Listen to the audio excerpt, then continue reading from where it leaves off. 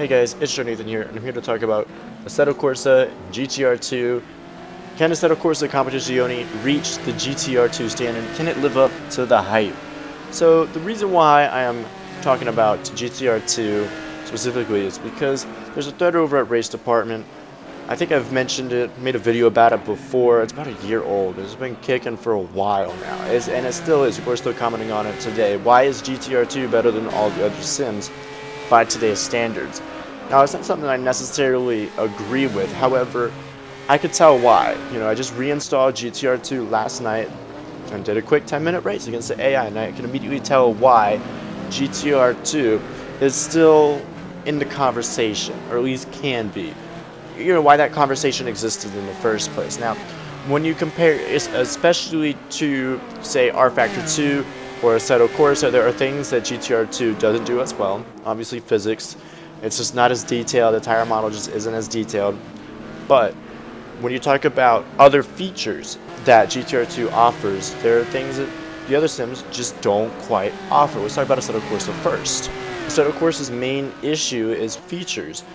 There's no rain, there's no day to night. The AI, unfortunately, is just brutal at times. It just isn't very good. These are all things that GTR2 has. Day to night, the immersive AI, it has changeable conditions. It's just, it has a full package. Something that Assetto Corsa doesn't quite have. When you talk about R Factor 2, GTR2, you load it up, and you're ready to go, and you're racing. You can be racing in less than 10 minutes. R Factor 2 takes a little bit of time. I found trying to get R Factor 2 to work, it's a lot of, trial and error, trying to optimize the game. It does take a little while to get your settings correct. So I can understand why, that's a big thing, accessibility, being able to just fire it up and go. It makes it a lot easier. R Factor 2 also doesn't have a coherent theme, such as GTR2, which I don't think is such a bad thing, but again, that's fine. It's just one of the things that GTR2 offers, and R Factor 2 doesn't. So, when you take all those things and you lump them in together and you get an immersive quality sim like GTR2, but you don't have those features in the other games, other sims, like R Factor 2 or Assetto Corsa, at what point do we say, okay, this is better than GTR2? I'm thinking it's going to be Assetto Corsa Competizione if they can get it right. That's what I think.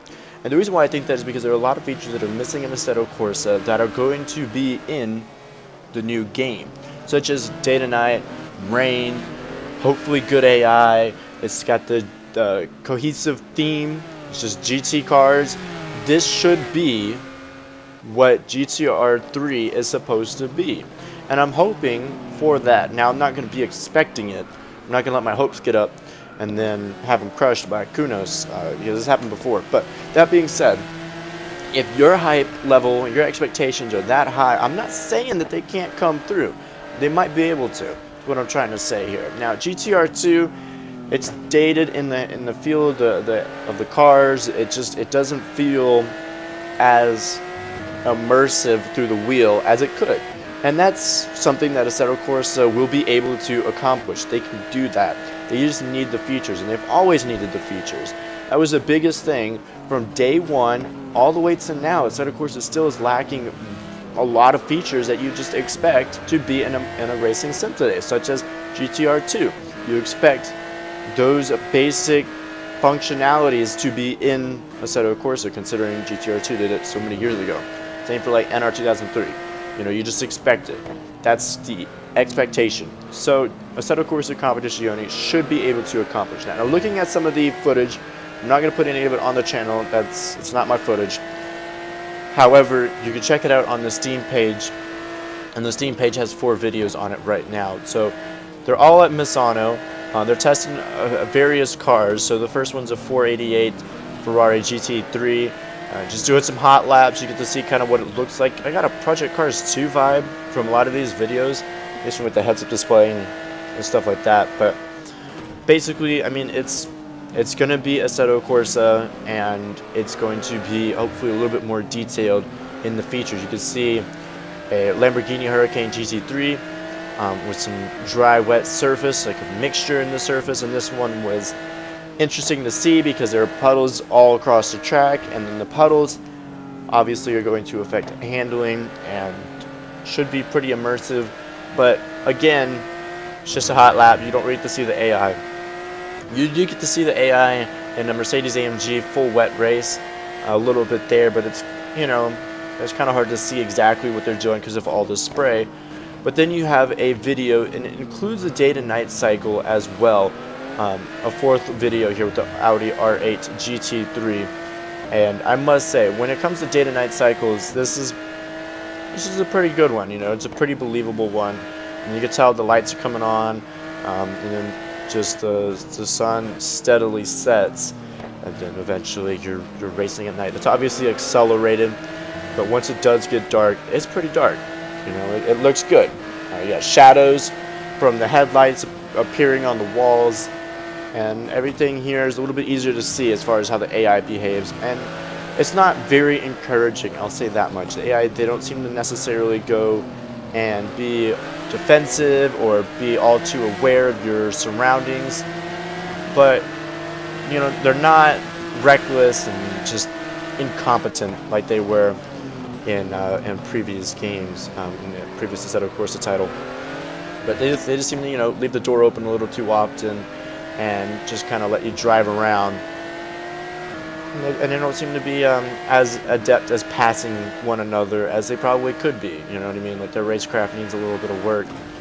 That being said, it's something that looks alright. You know, they still got some tweaks to make and everything like that, but who knows? The only thing that GTR2 will probably likely do better than Assetto Corsa is modability. It's probably not going to be as moddable as Assetto Corsa will be, or GTR2. Or R Factor 2, or any of the other games. I feel like Assetto Corsa Competizione is going to be a little less moddable. It's just going to kind of stick to that framework, but who knows? I mean, anything can happen. Right now, it's just they seem to be a little more strict on the modding, probably just to keep promoting Assetto Corsa itself. But anyways, that's pretty much about it to talk about here. You see GTR2 running in the background at Magny-Cours. Again, I just hopped right into this race, and it wasn't too bad. It's worth reinstalling, I would say, but I'm not going to spend too much time with it. So let's see a little bit of throwback footage here. It's not something I grew up with. A lot of people probably have some nostalgia towards GTR2, and I definitely don't. The first time I hopped on was Race 07, but GTR2 is one of those things that was before my sim racing time. I didn't really get into sim racing until, well, R Factor 2 was already out. iRacing was already out. Assetto Corsa was just coming out, so those are my first sims. But anyways, that's it for me. I hope you guys enjoyed. If you have any thoughts, opinions, comments, anything like that, you can leave them down below. And I'll see you all next time. Until then, have a great day.